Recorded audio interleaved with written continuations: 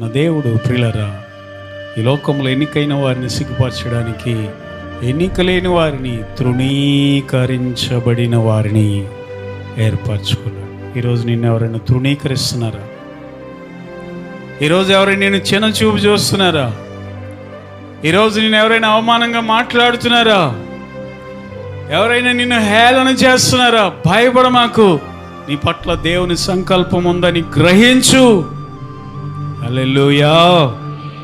షూలమితి అంటది, నేను నల్లని దాననని చిన్న చూపులు చూడకుడి. నిన్నెవరైనా చిన్న చూపు చూస్తున్నారా? నేను పనికిరాని వ్యక్తిగా లెక్క కడుతున్నారా? భయపడవద్దు, దేవుడు నమ్మదగినవాడు. అలాంటి వారే దేవునికి కావాలి. అర్థమవుతుంది? అలాంటి వారితోనే దేవుడు గొప్ప గొప్ప ప్లాన్లు ఆయన కలిగి ఉంటాడండి. పిరికివారే కావాలి. గిడ్యోను పిరికివాడు, గానుగు చాటునే ఉండి ఏమండి గోధుమలు దొలగొట్టుకుంటున్నాడంట. భయంగా ఇటు నుండి వస్తారు, శత్రువులు చంపేస్తారేమో. పెరిగితనం చాటుగా. ఈరోజు కొంతమంది చాటునే ఉంటారు, బయటికి రావడానికి భయపడతారు. గిడ్యోను కూడా పిరికివాడే, భయస్తుడే.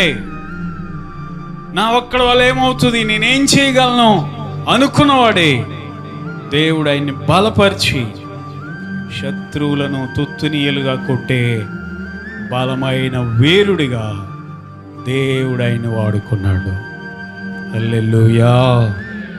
బలమైన వీరుడిగా దేవుడు వాడుకున్నాడు. ఎందుకు భయపడుతున్నావు? ఎందుకు చింతిస్తున్నావు? ఎందుకు వేదన పడుతున్నావు? నీ లోపాన్ని తలుచుకొని, నీకు లేనిది జ్ఞాపకం చేసుకుని పద్దాక ఎందుకు నువ్వు బాధపడుతున్నావు?